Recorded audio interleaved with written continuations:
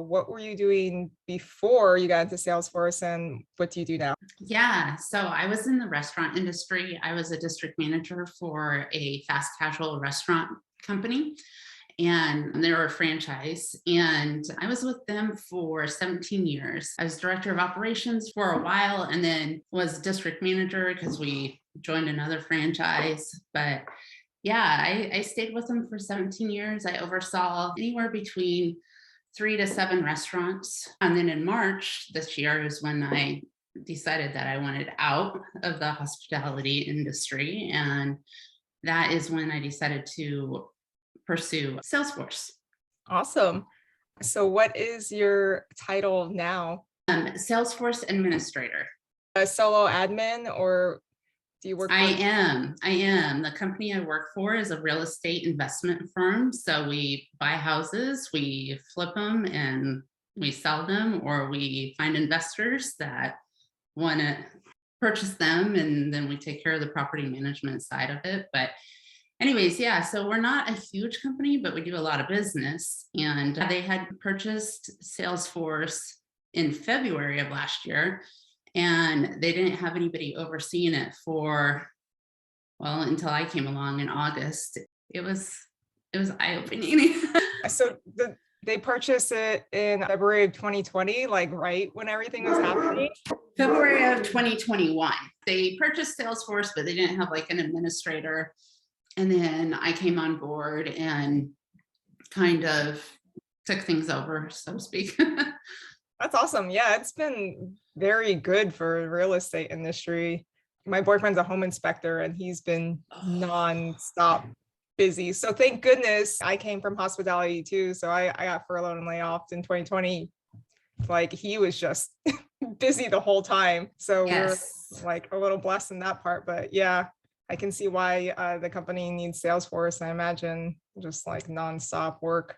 When I interviewed with them, they said that they were to a point where they were almost at a grinding halt because their org was, it was a mess. I mean, at one time, everybody that worked there was system administrators. And so there were people doing things that they shouldn't have been doing. Like, what is your process when you go into this org? You're like the main admin and everything's a mess. How do you handle that? How do you handle the change management with letting everyone know, sorry, I have to revoke your access now? Well, so luckily, while I am a solo admin, probably a month before I got there, they had reached out to another company that uses Salesforce. They're in the same industry. And they're like, hey, like, we're barely keeping our nose above water. Is there anybody that can help us? And they hooked them up with somebody who's been a Salesforce admin for 11 years.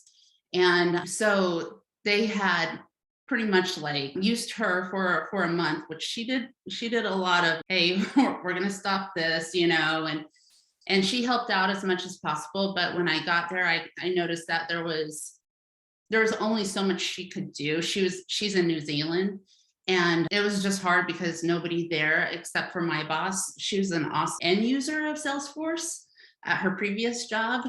So she knows a lot about Salesforce, but behind the scenes, she didn't know. So then once I got there, then she could kind of show me like, hey, this is where you're at. Don't touch this, and there was a lot of just training on their org that was beneficial. And looking back, like for any like new Salesforce admin that is going into a solo position, it was such a blessing that they had her. And then they let me touch base with her once a week for several months. And I was thinking about it, I was just like, man, if I had to do it all over again, like I would make that part of my negotiation package. Like I would give up a little bit of my salary just to have a mentor, like for the situation that I was going into. Not everybody's going to be dealing with that, right? I imagine they probably didn't have any documentation whatsoever. You're just going in blind, like, oh my goodness, thank goodness they hired her, because that's hard. What you don't realize, early on when you're on Trailhead and all that, you're learning all this stuff. You're like, oh, this is easy when it's a brand new org and no one has touched anything, but that is not real life. real life is very messy and every org is set up differently and they have different business processes and you don't know if everything is done as it should be. It's if it's best practices or not. That's what I Very, learned real fast was, yeah. right? Like we're taught best practices. And so when I got there, I was like, wait a second, there's 3 pages of process builders here, there's 6 on one object. I know this isn't supposed to be how it is. So you learn best practices, but yeah, so that was kind of hard, was determining, should you do this or should you do this, and I don't know, but I've gotten through it. And the first couple of months though, I felt like I was drinking from a fire hose. I'm not gonna lie. It was really, really tough. And thankfully there's a lot of great people and I have people in my corner and a community that I can reach out to. Yeah. So currently, are you still, I guess, organizing the org or making it best practices, or are you doing daily support tickets type? So what was helpful was probably in October, they finally gave me goals. Like they gave me 3 main goals to accomplish before the end of the year. And then each quarter, I'm going to have 3 to 4 goals, main ones. And then, so I'm trying to knock those out, but then there's always little requests from other people. And there's what my boss says, like pet projects that I do, just because I know it needs to be done. So right now I've got all of my goals almost 100% complete, but there's still a lot of cleanup. I'm talking about yesterday, there's a wholesaler and they had him in as a contact. There's 12 records for him. There's 44 opportunities and 12 different accounts. So merging all of that, those accounts and getting things cleaned up, I'm working on that. So yeah, work on big goals, but do little things on the side too. But I think the first 2 months I was there, they kind of fed me like, this is what needs to be done. I want your attention here first, right? And then I was scared. I was scared I was going to break things. I was just scared. And I think it finally I just had to pause and I had to like change my mindset and just be like, okay, I need to act as an owner. And if the owner knew Salesforce, he would just go after it and do it because it needs done for the company, right? So as soon as I started having that mindset, things changed. I operated a lot quicker. I was able to go to them and say, hey, Salesforce can do this, an approval process. I set up an approval process because we were buying houses, but nobody was approving them. And so then as a result, sometimes we weren't profiting and we're spending, 5 months of labor to get no profit on it at the end of the deal. You know what I'm saying? So I think once you can get to that point where you go to them and you're like, hey, I could do this for you. I think that's the game changer, Yeah, it sounds like you put on your consulting hat for that part. That's such an elevated way of thinking, as thinking of as if you were the owner, because for times where I change my mindset to that, I do find you're more successful. And I don't know, people notice. You need to make sure you write all this stuff down. So when you have your annual review, you can have a list of all the extra stuff you've done. I'm just saying, so to do some salary negotiating, because your year, you started in August. Okay. Yeah. Well, I started my job in August. Yeah. Okay. So you have some time, but just keep an active list because it's hard to remember. Because like right now I'm in the process. I was like, oh, I didn't keep track of anything. Now I have to like go back and tally up and stuff just so I'm prepared for when I negotiate. But I recall you actually negotiated something special when you first got this job, right? Yes. So with this job, it was an in-person interview and it was about an hour drive one way. And up until that day, I was just like, oh, I might just cancel, like it's an hour drive, but at the same time, I just wanted to keep all doors open and just find out more about it. I didn't figure I had anything to lose. So went there, did the second interview in person. And it lasted an hour and a half with the owner, the COO, and then the director of operations. And I walked away and I loved them. I was just like, yes, I was so happy. And I called my husband, and the first thing he said, "You fell in love with them, didn't you?" And I'm like, and while I was bouncing off the wall, I remembered he wasn't really bouncing off the wall. He was happy for me, but I just knew that maybe it wasn't right, because all of a sudden I was taking a 40-hour job and turning it back into restaurant hours, which was at least 50 hours, and I was like, this isn't why I changed careers. It goes against my why, which was I want to be there for my family. I want to take my kids to school and pick them up. My husband was always the Mr. Mom, and I just was like, my kids are 10 and 11. I just want to be there for them. And so I had a day and a half to give them my answer. They reached out and offered me the job, the position, and I had a day and a half to give them my answer. And I waited until the last day. And then I finally sent them an email just saying, like, I love the company. I wish I could be there, but I'm going to have to just only consider remote positions. And within an hour, they called and they said that they were going to offer me the first remote position. And I couldn't believe it. And yeah, I accepted. So it's been great. Incredible. It's your first Salesforce role and they know it. And you still have room to negotiate. That's crazy. I mean, Yeah. like looking back in hospitality and talking to my friends now who've been doing it for like, decades, they even if they're in an office job, I don't think they can even negotiate to work remote.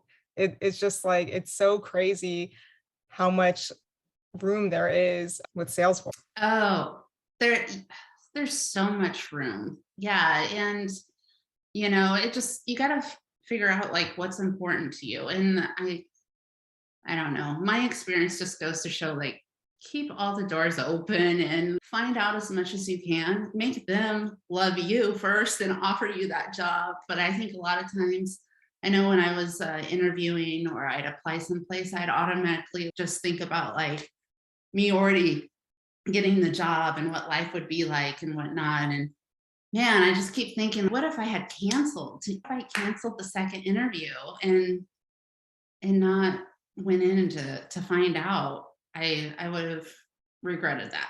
Yeah. So, Well, I'm happy you went through it. So would you ever go back to your old job? oh Lord, no, you couldn't pay me enough money to go back into hospitality. I mean, I miss the relationships, but I don't miss the underappreciation that, it's work more, work harder. People don't show up. You're expected to be there. You know what I'm saying? Like going years without a pay raise. My husband and I were figuring this out, going to a 40-hour-a-week job and being able to work from home, like how much time I saved over the year. And it's like a quarter of a year. It's like 3 months. I was putting in anywhere between 50 and 55 hours a week. So it adds up. It's nice to work like an actual 40-hour work week and not having that commute time. I mean, prior to COVID happening, yeah, I was driving an hour. Like just, it wasn't that far, but the traffic, I'm in Houston. So the traffic in Houston was it was rough. Yeah. Yeah, it was rough. Then, and you probably went through it too. Like when you are supposed to be off or you're supposed to have vacation or whatever, you get that phone call, like, or you're in the grocery store on your day off and it's like, we're short staffed or, it's just like. This year, I've definitely taken advantage of my PTO and it is so nice to be able to just completely cut off. I told everyone, I was like, I'm not checking my emails. And they're like, don't. They're very supportive. And it's just nice to just be 100% disconnected. I think I did one of my trips, like I didn't even use social media or anything. I had it going off pretty much the whole time. Yeah. Which you cannot do when you're in hospitality. Even my role wasn't I wasn't in operations. I was at a computer, but certain things, sometimes people had questions and yeah. So moving into some more fun topics, you're really into the fire movement. So let me ask you, what, because you're probably really conservative with spending, what has been your favorite purchase? Okay. So yes, I'm a budgeter. Like I have to take my little spreadsheet every weekend. My husband makes fun of me or whatnot, but he loves it at the same time. But there are things that I will spend money on. And when I landed my job, I got myself, have you ever heard of one of those remarkable notebooks where it's like an electronic notebook with a Oh, magnet? Yeah. And so instead of having like actual paper notebooks all over the place, it's just in this little electronic. Yeah, so you can write and then there's a button that you just like or an area you just tap on and it transfers your handwriting into text and you can email it to yourself or to anybody and there's an app so if ever I wanted to pull or open up the app and see what my notes are, I can go there. well, I'm gonna have to get one of those because I like writing in a notebook, but yeah, sometimes I have to go in and type it in Notion or whatever app people use. I like that a lot. And it turns your handwriting into text. That's remarkable. Okay, I asked you that question. I wanted to ask you another one that I've been asking everybody. Do you suffer from imposter syndrome?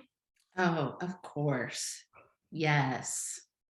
I I will say that it's gotten a lot better. And again, it was up until the point where I could go to them and say, "Hey, I feel like I could do this for you."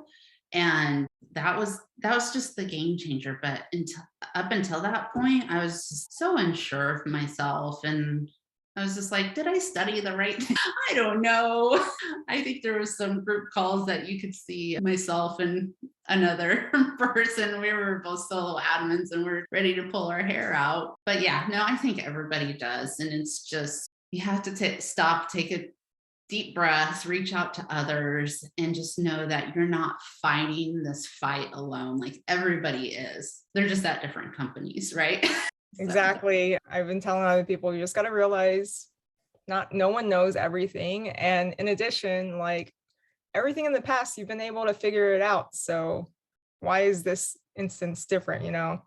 Trust in yourself that you are able to figure out how to do it, fix it, configure it, whatever. yeah. And Google's your friend. Like, oh my.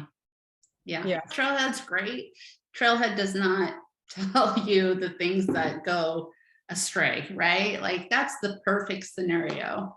But Google, you can find your people on Google. Trailhead is good if you need to learn functionality and all that. But when you have a question, I just type the exact question I have into Google and there's always answers. There's always someone who experienced the same thing. And then last resort, I will ask in the Salesforce Ohana. Yeah, Slack is wonderful. I use that one and then have a little group and sometimes it's like, okay, this channel is for emergency.